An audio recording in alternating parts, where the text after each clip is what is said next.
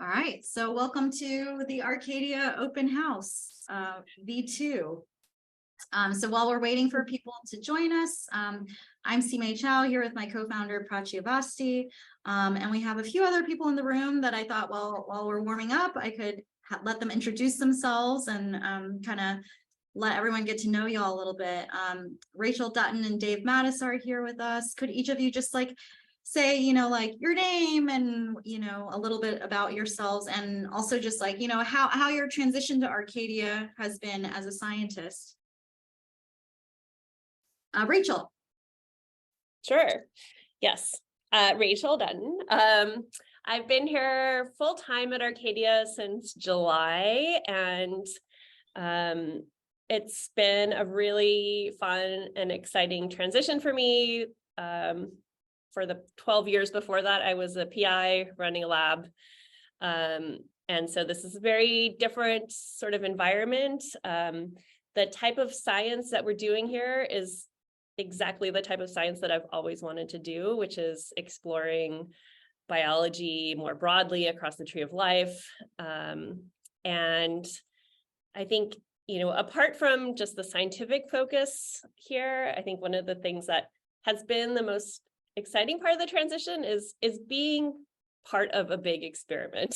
So the fact that we are trying to really innovate in many different areas here, both in our scientific structures, which we'll talk about more, as well as the way that we share science, it's just super fun to feel like that we get to be a part of progress in these different areas. So yeah, awesome. Yeah. Dave Matus. I joined in August. It's been amazing, a whirlwind adventure. One of the things that I find really thrilling on a day-to-day is that, I also was a PI, and when you're a PI, you're used to sort of everyone doing your science. And it's been so fun being surrounded by a bunch of amazing scientists all doing their own science. And I just get to facilitate that. And that's been sort of the best part of everything. I'm a cell and developmental biologist by training, and I help set up microscopy here at Arcadia. So if you have questions about any of the equipment we have during the webinar, we can sort of answer that either in the chat, the Q&A. Awesome. Yeah, so let's go ahead and get going. So the way we're going to structure today's conversation is, because we're all sort of interested in chatting about these two new job ads, for the first half approximately, Prachee and I will have a chance to share with you a little more about the science that's going on, our general philosophy, and a little bit of how the team is set up here at Arcadia to give you some context. And as Dave said, please make sure to put your questions in the chat box. He'll be monitoring that the whole time. And we definitely want to answer your questions, because this is not for us. This is really a chance to be able to engage with all of you. And the second half will shift to a little more about the positions themselves and our process, both logistics of the positions as well as our recruitment process itself. So let's go ahead and kick it off. I'll hand over the virtual mic to Rachel so that she can facilitate the discussion with us about our science. Yes, thank you, Simei. It's an honor to be able to help lead this part of the discussion. And did we mention to post questions in the chat as they come up? Yes, please. The goal is to have this be as interactive as possible. So we'll get things going, but we would love for you guys to come in with your questions. So, okay, so probably people have heard from lots of different places what Arcadia is doing and how we might be different than academic labs or institutions or even biotech. Can we maybe start off by giving a updated view of what is Arcadia and what makes it different? What's our approach to doing science here? Yeah, totally. I'll get started and Prachee chime in. But maybe one thing to start with is just, what is our attitude towards organisms? I think when we started, we tweeted like, oh, we're a non-model organism institute. And we've evolved in our thinking, and we've actually started trying to avoid using this word, because really what we're moving towards is a future where we're organism agnostic. That while we are obsessed with critters and wanting to explore organismal biology, what we really want to do is think about the best ways to match make different biological systems and organisms with the specific question at hand.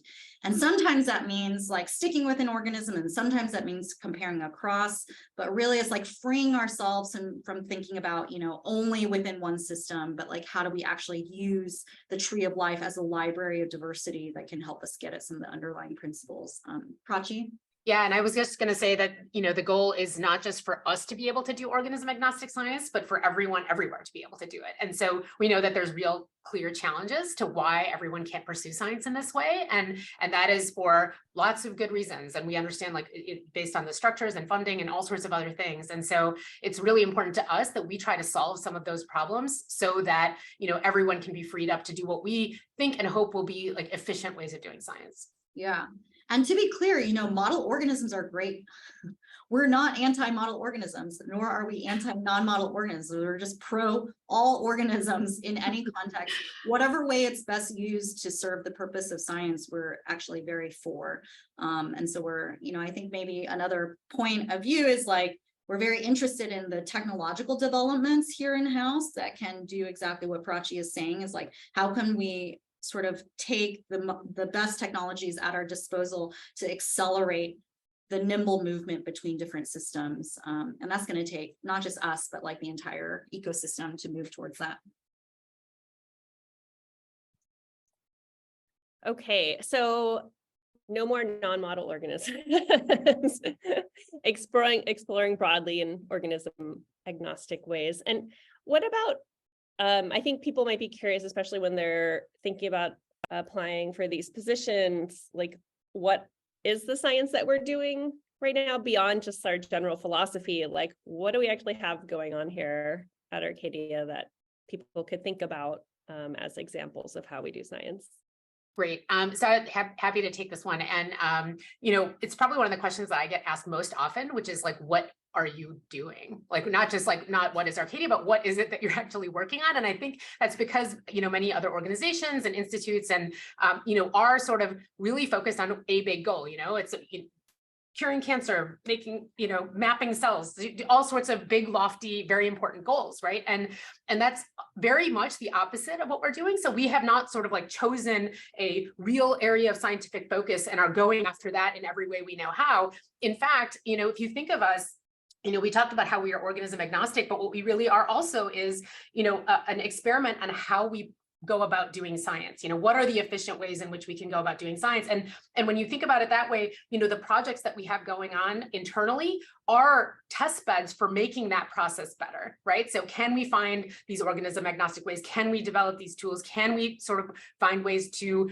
sort of do basic science research in a way that is useful to the universe and do that in efficient ways, so we can sort of engineer the serendipity to make that happen more efficiently. And then by doing projects in-house, we can sort of test our process of doing that and see how not just us, but anyone anywhere can, you know, approach their scientific questions in you know, better ways. And that's something we're going to continue to iterate on. So with that said, that, you know, the idea there is that we are not just like picking very specific things, which is why project scientists and these scientific science and scientists in residence positions are so important, because they are seeding, they are the sort of test beds, the things that we're doing in-house that will really help us, you know, challenge ourselves to make the science more efficient.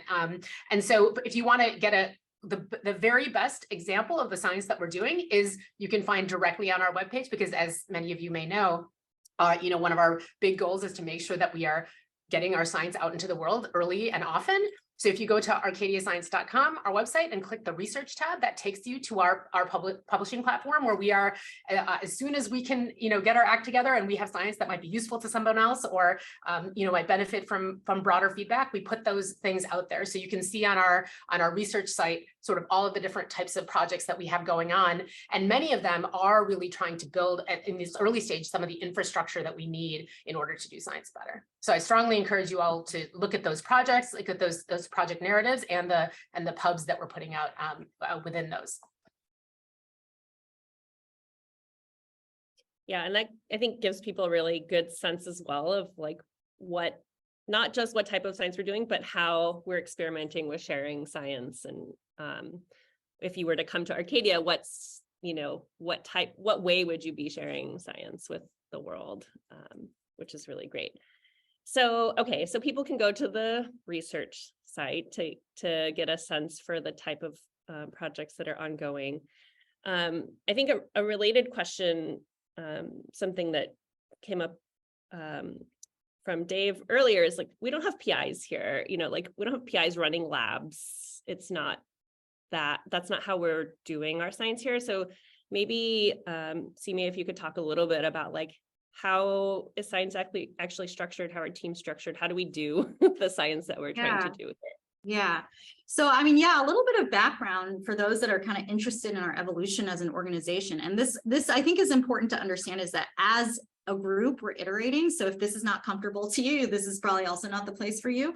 But we began with a pretty traditional model, actually. We sort of like had a map of like Arcadia, we had different names for it. We weren't saying PIs, but we were saying investigators. But structurally, it looked exactly like you see in academia, which is PIs with teams. And so the year one was really challenging. There was some intentional chaos there where we said, let's just actually strip all these expectations and titles and like, let's recruit a set of people who are comfortable with like total anarchy, basically, of like playing around with our science and letting the science tell us what is the right structure. And they're laughing because like, yeah, this was like chaos is probably the right word for it. Also, Rachel and Dave are like perfect examples of like anarchy loving scientists. And it was actually really, fun because what it showed us is there are some natural structures that match what we're trying to do, and that's starting to emerge. And the people applying now are really benefiting from this work that we put in the first year of suffering through some of that chaos. And so what we have found is that there seem to be approximately 2 buckets of things happening. One is that there are people who think more like platform scientists. So these are people with like a mind around technology, tool building, iterating on workflows, and we are collectively calling these teams platform. And the platform is really there to help refine our questions, think about which organisms are best for what, think about what techniques are best for what. And then the projects are these more fluid, sort of question-based efforts that move through the platform and are extremely nimble by definition. And so we sort of have people who think about approach and people who think about biological questions. And the project and SIR program is really about bringing in more people who think about project, because kind of a cool thing that happened in the first year is that a lot of the scientists, we realize our OG crew is more sort of platform heavy. These are the folks that really like thinking about process, like thinking about the tools. And maybe that's not surprising considering that the entire thing of the first year was about this like meta process that was happening at Arcadia. Yeah, so that's the essential summary, and we're looking for people with like biological questions that they want to answer, for which they're open-minded about organism and approach, to work with our platform folks on refining that. So, okay, so that's like really nice to have that distinction, and it's been also, yeah, really fun to be part of that process of chaos and figuring out how do we structure things and what makes sense for the science that we want to do. But with the projects, I think, like you mentioned, the project scientists, they have to be comfortable with some amount of movement, right? And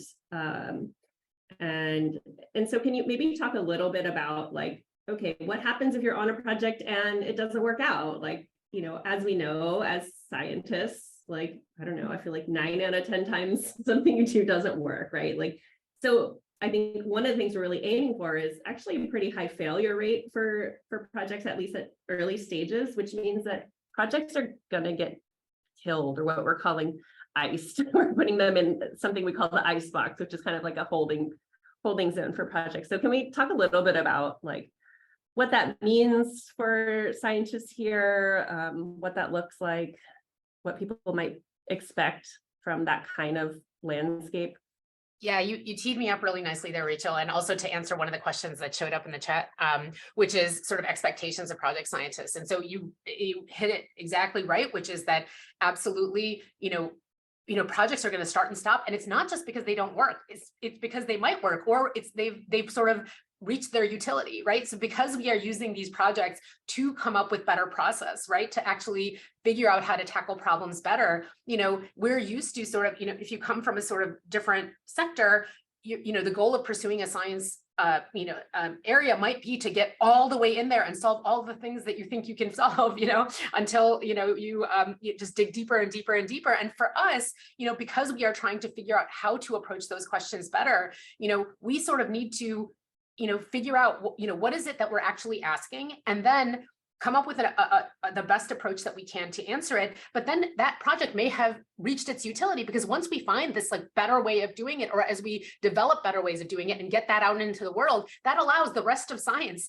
wherever they are, right, to try and apply that approach to their science, right? And that will yield many more insights for that project, or for other projects that are related, all of those different things, right? And so that means that, even the sort of tenure of a project, like the duration of how long we might want to go on to something, it's sort of like the goal isn't to just get infinitely more insights on that, right? Like, what is the point of that? So for us, again, we should think about, we have a unique opportunity as Arcadia to try and solve some of these big problems, for ourselves and for the rest of the scientific community. And so because that is our, so central to our mission, that means projects will start and stop. So, and it might just be that it's reached the end of its utility, or other reasons, which might be that we, don't have, the right expertise in-house to develop it in the proper way, or that, that this is not, at this moment in time with where things stand technologically, or whatever the landscape is, we are not in the best position to make the most meaningful advancement at that time. And that's why we end up putting things sort of in the icebox. We say, okay, for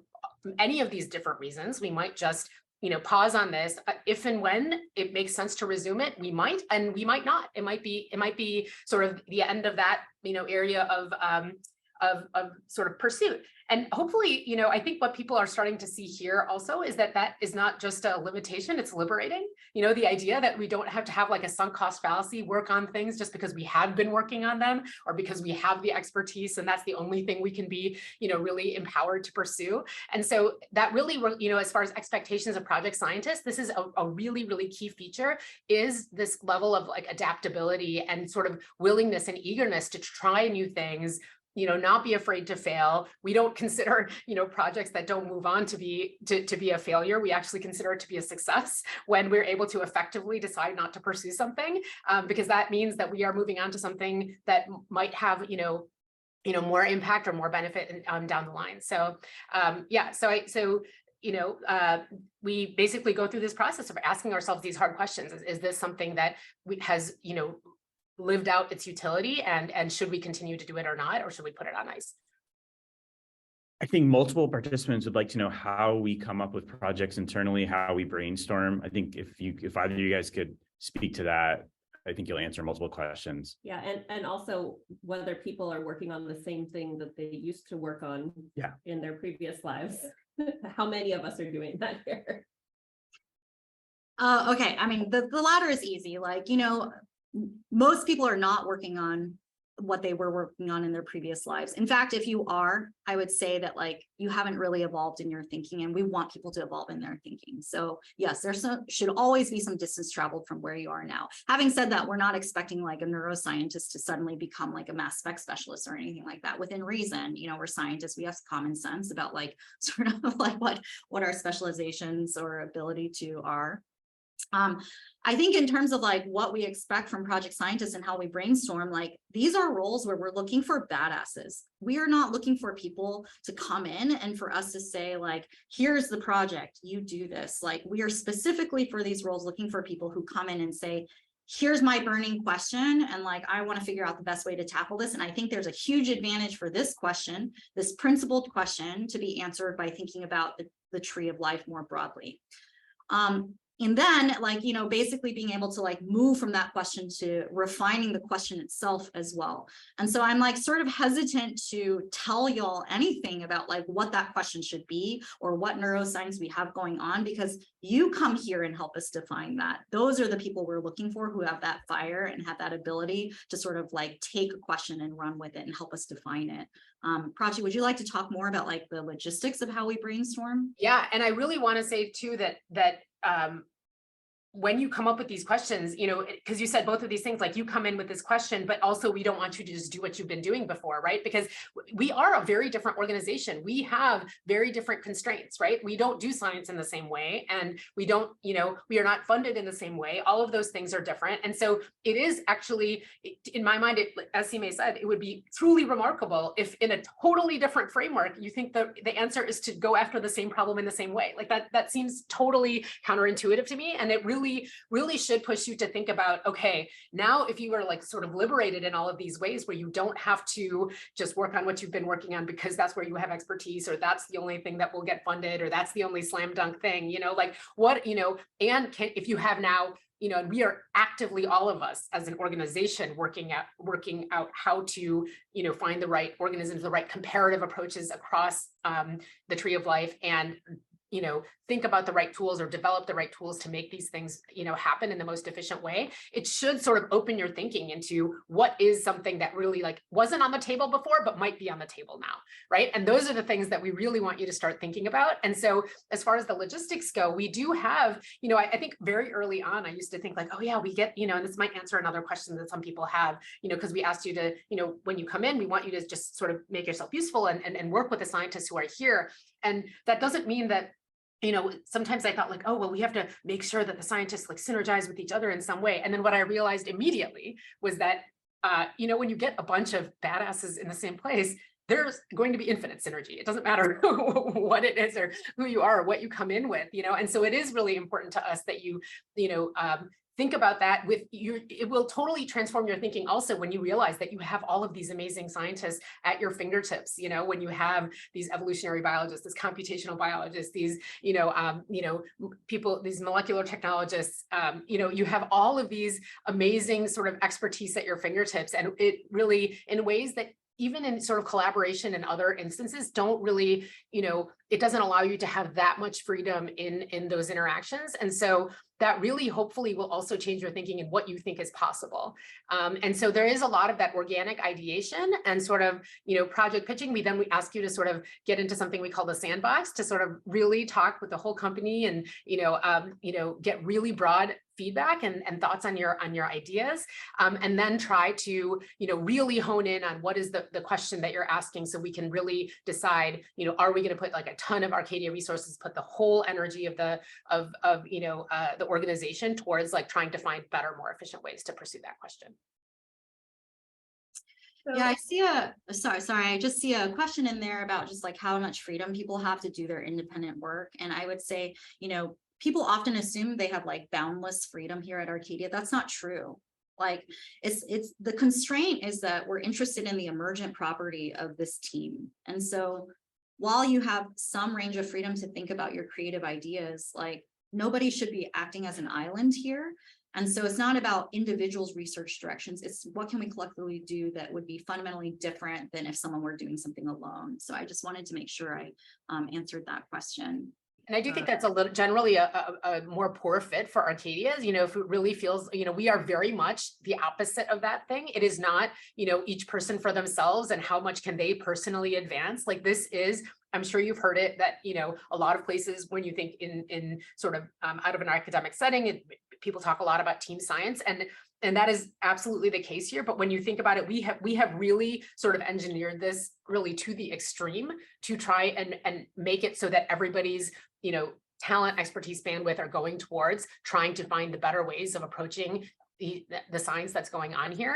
And it is very much not, you know, a sort of unilateral advancement. You can see it in our publications where if you look, there's no like hierarchical, you know, author list on our pubs. It's just credit taxonomy where we just say who did what, listed in alphabetical order on the bottom of our pubs. We are taking a pretty aggressive stance to say that's not something that we value, just trying to put individuals on a pedestal and try to make it, you know, advance for their own personal scientific mission, personal mission, whatever. We are all as an organization trying to figure out science, you know, how to do the science together. And so that is, we are looking for that. People who find that to be exciting and feel like that is what they're after and not pursuing that other avenue. There are a lot of other places where that can happen. So again, we want to do what we are uniquely uniquely positioned to do. Okay, I think maybe it's a good time to move into talking specifically about these two different positions. Yeah, totally. So, and I think actually, Luke, I see you in the chat. We're gonna get there with the how much translational angle do you need in this section of the questions. So why don't I kick this off with a few of the questions we've been getting the most from y'all preceding this. And so could Prachee and Rachel, so Rachel for the SIR, Prachee for the general open project scientist role. Like, can you just describe what your ideal candidates are in more concrete terms for each of these? Yeah, so these, I guess in some ways these positions could sound similar, right? They are both, we're looking for scientists to come in, these, ideally these like people who have this drive to open up new areas, take on projects, be part of this dynamic landscape. So we're looking for scientists to do this. But the SIR position, we sort of thought of this position as something like a type of fellows program where people are going to come in for a shorter period of time and have this opportunity to come do science with us at Arcadia, get to be a part of this experiment, get to have the opportunity, this really unique opportunity to do science in a very different way. But maybe their goal is they're at maybe a place in their career where maybe they recently finished their PhD and maybe they want to then go on and do a postdoc or go into industry. They're not at a place in their career where they're ready to kind of, make a longer term type decision about entering into this world with us. So we really saw it as an opportunity to get to bring lots more people in to Arcadia so that, they could come experience this. We could benefit from working with them as well. So less of a longer term situation is the idea. So the ideal scientist is somebody who's probably, one example would be, recently finishing their PhD, coming in, ready for a new exciting opportunity, but definitely not a situation where you are wanting to come for a sabbatical. Like we actually just can't do that in this situation. So more probably early career type scientists who might use this as a step in their career path and into a different direction. And for the project scientist position, so when I see a question in the chat that actually talks about the project scientist should be could be a fairly short-lived position. So what actually you are hearing is that projects may be short-lived, but that does not mean a project scientist is short-lived. And so that means if a project that you have is iced or you decide to work on something else, you can actually, pitch a new project and start over and find other ways and other avenues to pursue. So it is a full-time position, the project scientist position, and not sort of bounded by, this, up to 1 year situation as for the scientist in residence position. But it is exactly the case that we are looking for people who are really untethered from their other situations, like from their previous jobs, and this is one of the reasons we don't want to do the sabbatical situation. Like we are trying to do an aggressive experiment in how we approach doing science, and we are doing a radical open science experiment. We are trying to find, new ways to like commercialize basic science research. Like we are trying to do all of these things. And we really, one of the best, most, amazing opportunities that we have here is that we don't have to be beholden to other people's circumstances, incentives, like, whatever thing is pulling them to do science in a different way. We want people to be able to really untether from that and do this experiment fully with us. And so that's one of the reasons that we, why we're also skewed towards early career scientists, because we are looking for those people who are between career transitions and are able to make that really clean break and come join us. Now it could be that other scientists are able to make a clean break, and that does not, so then that doesn't preclude other scientists from doing that, but we do want people to come and experiment with us in a really bold way. And so just, having that sort of flexibility in thinking and just being like game, to try different things with us. And I will say one thing that is true of all of us is that we are sort of very much, mission focused, and we are trying to find better ways to do this. And that means that if we find out that we are not doing things optimally, we will change it and we will try to do it better. And that means that there is a lot of, it's very dynamic here. And that's why we're sort of already on iteration 1000 of this experiment, even though we haven't been doing it for very long. And so that's really, you know, that sort of untethering, that clear ability to break from your other constraints and come join us and fully own this experiment with us is the thing that we're looking for. And that generates some constraints on like who might want to apply or think this is the right fit for them. Yeah. A couple practical questions for y'all. One is, you know, we talk about early career scientists. Are you referring to academic or industry or something else? And then second is like, are you thinking about experimental biologists or are you thinking about computational biologists? Can you give people some constraints on these things? Yeah, all of the above. I think I think at the moment, most of us here at Arcadia are coming from academia. We would love to see more people from biotech join us and bring their perspective and experience to our organization. So completely open to people from either academia or biotech for both of these positions, both the SIR and the project scientist position. And if you're computational, absolutely would love to have that for the SIR. Prachee can speak to the project scientist. But yes, for the SIR, definitely open to both people who are more computationally minded or experimentally minded or some sort of hybrid of that. And so one of the things I do want to make a point, and especially with the project scientist position, is that we do want you to be able to do the work, right? So I think sometimes people come in and say like, oh, I will come into Arcadia and somebody else will do the work. It's like, no, that's you. You're the scientist who's doing the work, you know, and whatever that means to you, like that is, we actually need the scientists to move things forward. It is absolutely the case that if we sort of move forward with a project in a way that we put a lot of other people's resources on it, we like Sime said, we have a platform where we are working with many other scientists here to do sort of organism selection, tool selection, all of these different things, and really put the energy and effort and laser of Arcadia onto scientific problems when we put more resources onto something. So that will be a much broader effort. But, you know, in that early de-risking, these early stage projects in what we're calling, you know, the sort of playground of Arcadia, really coming up with ideas and testing them out, figuring out what it really is that was going to dictate whether it's worth us moving forward or not. Like those things are being done by the scientists themselves. And so, you know, so I really want to sort of set that expectation that you know, if sort of you're not interested in coming to like pursue the science yourself, like, and really de-risk those things and figure out how to like de-risk and move those projects forward. That's really what we are looking for that. And that means, you know, in many cases, if that really requires some experimental component, you know, the thing that you want to work on, then that means that requires some like an experimentalist. And if you know, a computational scientist can of course use like open data and other things, you know, but then they would still require somebody else to sort of generate the data, you know, that they might be working on. So, you know, you can solve computational problems in a number of different ways. But just to remind you all that whatever it is that you are doing, that you're expected to do it. Right. Yeah, we're not hiring managers at this time. That's right. And then what about, I mean, while we're on the topic of this, you know, if someone is computational, can they be remote? Prachee? So, I mean, I would actually prefer they not be remote.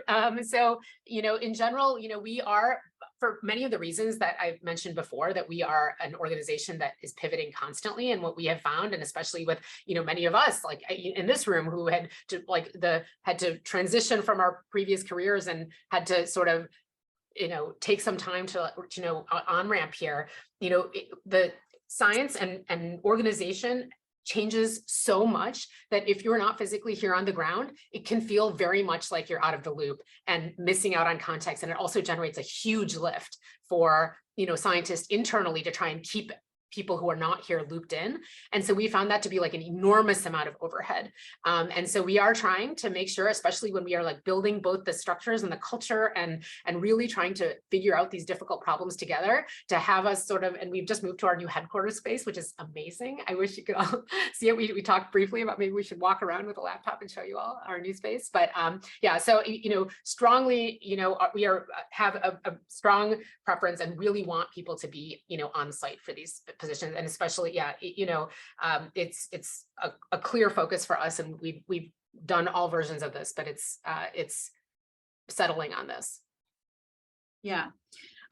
Okay, so another question would be, for those coming in, considering the scientist in residence role, given that it is a shorter stint, how should they think about like whether they could take the work with them? What does it mean when you say, Rachel, like this is a stepping stone towards something? Can they take it with them? Yeah, that's a great question. And something I think that'll probably come up in a lot of people's minds. Like, you're gonna come here, invest a year in opening up a new area of science, and maybe that's because that's exactly the type of science that you want to do for the rest of your life. I don't know. And so, yes, so can you take it with you?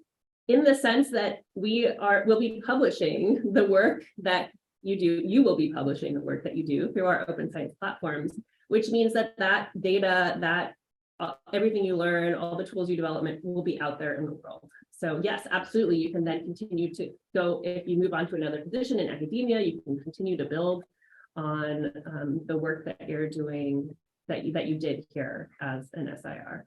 Yeah.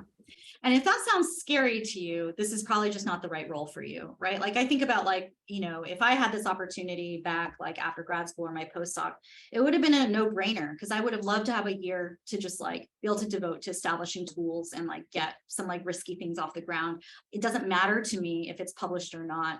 It's a win-win, right? So if it makes you tighten your chest, then it's probably just like not the right alignment for you. But yes, you can take anything with you that's published, and you should be publishing, your work that you do with us. So hopefully that's clear. What about, thinking about, one of the questions was, maybe this one can be for Prachee, since we are for profit, like, do all the ideas people pitch need to have some clear business outcome? So the short answer to that is no. And part of that reason for that is that we are actually trying to figure out a very hard problem, right? Like, we know where investment in science is going. We know that like a lot of translational science is something that is like very sort of short term, that's already, there's a very, very clear translational goal and transitional outcome. But for us, what we are trying to do is figure out the best and most efficient ways of doing science. And that means, if you think about that agnostically, that could mean completely transforming a field, making it possible for people to do infinitely more science in a different area, which will also lead to, useful outcomes. So our goal is very much utility. We want to make sure that we are doing the kind of science that is going to change, make an impact on the world, right? And that could mean a lot of different things. And that also, what we think is going to happen is when we start to do science more efficiently, it will become, not just serendipitous for us to land on translational gold, but it will become much more likely. So if we are doing our process more efficiently, it should be much, much easier to do that. So it could be that there are like very clear translational applications in your mind, and that's great, and it's encouraged and awesome if that's the case. But what we don't want you to do is to sort of limit your thinking. Right now we think, okay, we are focused on, we're a basic science organization, right? Like, we are thinking about this, and people think, oh wow, there is a ton of translational gold in basic research, right?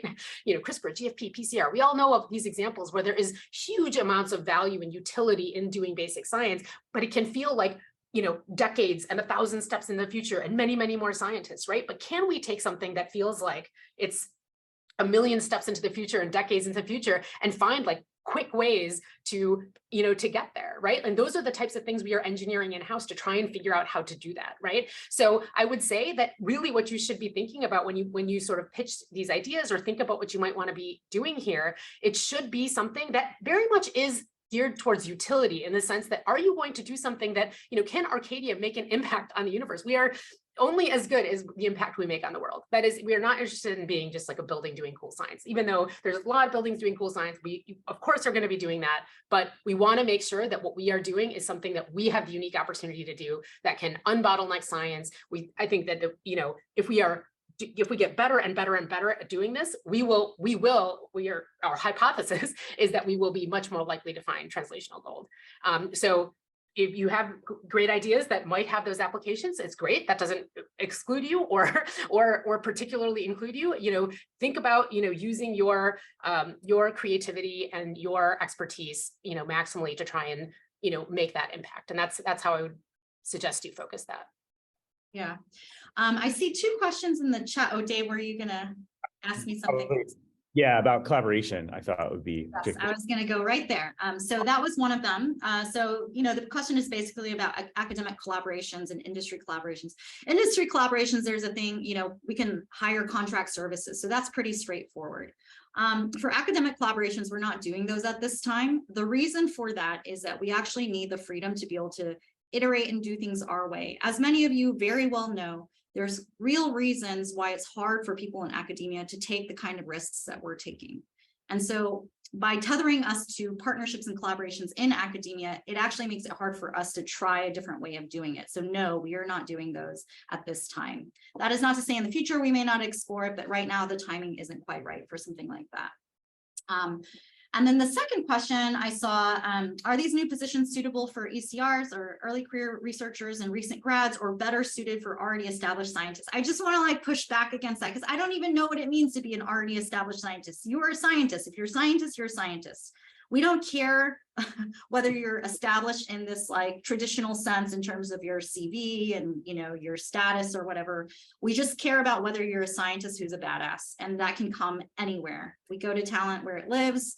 And so please try not to even think about it in that way. And we try and set up our interview process such that we can really unearth people who think clearly about science and are ready to do the hard science. And so maybe this is a good moment for us to pivot into talking a little more about that. But Prachee looks like she's no, I want to just put a point on that to say that, unlike many other types of positions, we are not using those traditional proxies that might signal to people that they are doing good science, that they are doing useful good science, not about their funding or their papers or whatever other thing. That when we go through our process of evaluating scientists, we are looking for that sort of the qualities that we've discussed here today, that we are looking for the type of scientists that might actually thrive at Arcadia. And those things are extremely untethered to many of the sort of things that you might think of are look good in sort of applications for other positions. And so because we are not relying on those different proxies for quality of scientists, that means that we are thinking very differently about what makes a really, really fantastic applicant, right? And so I wouldn't sort of over-index on those things that you've gotten used to being the things that people care about, because we don't care about those same things. And in fact, we are trying to explicitly break from the constraints that we think are holding back science. And many of those sort of different ways of evaluating and thinking about scientists and their productivity and their contributions are things that we are trying to upend deliberately here. So that should hopefully help you think about what an established scientist is and why they are considered to be, better for a role or not. And we're just very different in how we think about applicants and who might thrive here at Arcadia. Okay, let's talk a little bit about the selection process itself. So how many people are y'all looking to hire this year for each of the roles? And also, while you're answering that, can you just say a little bit about timing and how you think about, the cadence of that? Yeah, so for the SIR position, we would love to have at least 2 people. I think having some sense of a cohort, although this will be kind of a rolling process of application evaluation. We'd love to have at least 2 SIRs for this year, possibly more than that, but not in order of magnitude more than that. So, and then for the application process, we opened it up last week, and Dave and I will start reviewing applications March 6th. So you have until then to get your application in, which consists of sort of short answer questions. So we're not asking for CVs or cover letters or anything like letters of reference or anything like that at this stage. So we really just want to get a sense for the type of science that you're interested in. So this sort of early stage will start March 6th. And then, we'll look at the applications we get then, and then we'll probably continue to keep that posting open until we've filled it for the year or not. So yeah, and the hope is that people will start soon. So this is not the sort of situation where we want you to apply if you have like another year left in your PhD program because you want to try and like secure something for a year from now. Like we want people to be like pretty much ready to go. The earliest for the SIR position that we could probably get people here would be June 1st, based on the timing with the applications. But, you know, we'd love people to be here like starting in the summer, not anything much further out than that. Great. And for the project scientist position, like we released these ads on the same day. So at least logistically, things look similar in some sense because, you know, we can only sort of process things, you know, as we can, you know, so, you know, we put that job out last week and basically we're getting applications in and are going to sort of review them, do some phone screens to, you know, get some things out of the way. So I'm glad someone asked like when, you know, what is the start date? Because it is exactly as Rachel said, we are definitely looking for people to start like sooner rather than later. So pretty much as soon as we can get through applicants and through the whole process and actually, you know, get someone hired. So that means on the order of like, you know, months and not like a year, you know, so in the coming couple of months, you know, like up to, you know, the summer is a reasonable start time. And so we are going to be, you know, reviewing those on a rolling basis. The difference between the project scientist and the SIR role is that this position is going to remain open. We are always going to need project scientists at Arcadia, right? And so that means that we are going to sort of like review them in a periodic basis. So, you know, if you feel like you are outside that window, like, oh man, I'm not going to be ready to like start in the next few months, don't worry, like you can apply for a project scientist position later when you are ready. So please don't like try to think that this is like your only chance. And if you don't get in this window, if you know, one of the first questions we'll ask you is like, what is your timing really? Because if it's not aligned with this, then you're just not going to get in on this iteration of the project scientist position, but you, it will be open, you know, going forward. So and then we'll continue to sort of hire and like, you know, get more people to iterate with us on this experiment by starting new projects and putting it through our pipeline.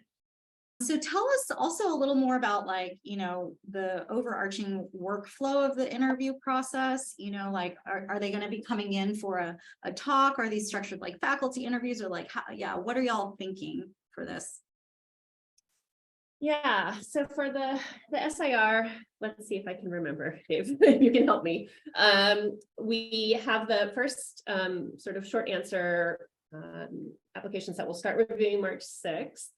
And then we're going to try and pretty quickly make a short list and then ask people to send in a recorded science talk. So something, I think it maybe 10 minutes-ish talk. And then from there, we will at that point, we'll bring scientists out for in-person interviews so they can meet the team. Yeah. So we're hoping to get that all done by April, I think by the end of April, so that if people, you know, for the people we want to come, if they want to start June 1st, they can have enough time to, you know, potentially relocate themselves to Berkeley as needed. Yeah, the process is pretty similar for project scientist positions. So we the first round actually will be a phone screen. So we, you know, narrowing down from for people who are sort of seem suitable for the position, do a set of phone screens and people getting through the phone screen, just making sure timing and other like very basic things are aligned.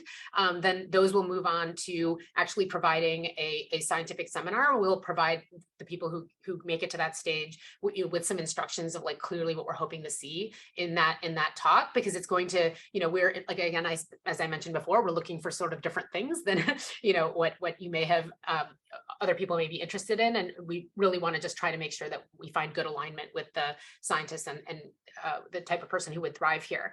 And then it will be, again, just like a series of interviews with key people in-house, and that may be people who have some overlapping scientific, you know, interest, or it might be very, you know, other scientists that might engage with this person or provide unique insight on different candidates. So yeah, so hoping to, you know, and it will also depend on the clip of applicants, of course. So as we sort of get applications in and sort of start to batch them, and we want to make sure that we provide a you know, good sort of clip of communication with those people who have applied, so that people are not sort of like waiting around forever to hear from us. And so depending on the pace of that, that will also dictate the pace of like the process at which they move through this. Yeah. You know, one thing that could be really helpful for people to understand what you're looking for is actually maybe for y'all to give some insight into traits that have actually made people not a good fit. Like, what are some things that y'all have seen in interviews where you say, oh, this is like not what we're looking for in an Arcadian? Yeah, some very clear stand out, and many of them are if there's a clear type of person that we tend to talk to that are very, very concerned with like certainty and knowing exactly what this will look like into the future, and sometimes like years into the future. And I immediately will say, like, I can't tell you what it's going to look like years into the future, because we don't know. You know, what we are committed to doing is trying to continue to iterate on this question. And there's nothing wrong with this type of person, but it is probably a poor fit. They will be quite uncomfortable and quite unhappy in the situation where we are constantly changing what and how we do the science, and how even the structures are changing constantly. We try to sort of try something for real before we move on to something else, but it is the rate of change is fast. And so there, you know, if that feels like too uncomfortable for people and they just don't feel like they have that level of certainty, like that to me is like a clear poor fit. And so, you know, it is not, you know, a forever tenure job. These are at-will positions. The goal is to really try and do this and find people who are adaptable and trying to do a really hard thing with us. And so I think that people who are looking for that level of like stability and future knowledge forever is not, you know, that's one of the clearest examples. And just before I move on, I just want to say one other thing. The other clearest example that we see are people who are very sort of like self-focused, and they are looking for like their own career advancement, their own career trajectory, and like what is it that they're going to get out of this thing. And I know, you know, this is a collective, you know, mission that we are trying to achieve here, and the people here are very much committed to that, and trying to figure out ways to work with each other to sort of advance that goal. And so I do think that because we have aggressively engineered sort of like the opposite of that, that it really does like kind of stand out like a sore thumb when you see people who are looking for like, you know, their first question is like, how big a team can I hire for me to do my thing? You know, like, it's not really how we're doing science here. And it's, it's focused on, I think, the wrong things. Rachel and Dave, do y'all have any other thoughts to add to that? I guess though a willingness to pivot, right? So science is changing so rapidly, and you know, we mentioned the icebox where projects go to get frozen. So like, although we're looking for people with their own great ideas, like that you need to come in with eyes wide open, knowing like that your great idea, that version of it, there's a really highly likelihood chance that it gets iceboxed. But you have lots of great ideas, and we're not hiring you for your one great idea. Mm-hmm. So if you're like wedded to this one thing, you're like, I want to come to Arcadia and do this one thing, you probably won't be able to do that here, because you'll probably try it in a month and realize that it's like totally not tractable possible, and then you need to be ready like emotionally and like scientifically to just move on to the next thing. Yeah, and I guess like maybe one more thing about our interview process, it inevitably involves some sort of a working session with us. I mean, to the person's point earlier in the questions about like, are you looking for people who are established? We don't care about that. We actually just are trying very hard to get as close to ground truth as possible in terms of mimicking our interactions with you in the interview the way it would actually happen if you were here. And so just be prepared for that. There's probably going to be at least one session, and this isn't like a gotcha session. Like, you'll know plenty about it beforehand, where we try and just like see what it's like to work together through a, you know, problem that isn't like a specific thing we're doing here, but representative of that. Okay, should people apply to more than one role if they are not sure? No, just to get people, we of course can see all of the applicants. I can see what, you know, all of us can see what you're applying to. So it may be that you might be a better fit for one or the other, but what we're trying to do is to not have like sort of duplicates in the system. So just asking you, you know, on the basis of what it is that where you are in your career trajectory, like which one seems like a better fit for you. Even though like the sort of work of the jobs are very similar, one of them is sort of time bounded, because if you have plans to go on and do something else, you should apply for the SIR role, and if you're saying like, look, I want to jump this is like for me, I want to do this thing, and like then the project scientist might be better for you. And so we can move positions, but just apply to the one, you're giving us some information by choosing one to apply to, right? We're extracting some information from the one you choose to apply to, right? And so apply to that one. That does not mean that you can't be considered for the other role or, a different role. It just means that you're giving us a little bit of a head start of understanding like where you're at. Okay, let me see if there are any other final questions. Oh, I guess like this has come up a few times in our interactions with folks where a lot of people have started reaching out, wanting to chat with Arcadians, wanting to have brainstorm sessions with us ahead of applying. Is this something that you would recommend people do? No. I mean, this goes back to Dave's point of, and Prachee's made this point as well, of what you end up working on here is not going to be, whatever the idea is that you came in with, in all likelihood. I mean, it's possible, but unlikely. So I think, at least for the SIR application, we are asking people to give us a sense for like an area of biology that they're really interested in exploring, but that should be coming from you. It's not going to be, something that should be determined necessarily by what's happening here already, and is likely to change once you get here. So yeah, and we really want to be like fair in our process too, that it shouldn't be up to who has like the most coincidental access to some Arcadian that does well. So we will not structure this process that someone would have an advantage in that way. So please actually just try and think about your own ideas, try and think about it from a principled perspective, and let's go through the process the way we do with everyone. I think maybe just like one final comment I have for folks before we wrap up is, we sort of talked about like, does it have to be translational? But what if someone that actually really wants it to be translational? We are super welcoming of that as well. So the other side of the equation is if you're a very entrepreneurial minded scientist and you see an opportunity for something to be a stepping stone towards that, and that you would like to found a company and do all of that, we would be super excited about that. And in terms of IP, our attitude is like, if we are in a position where we want to help you incubate a company and spin it out, yes, of course, Arcadia owns the IP and we'll do that together with you.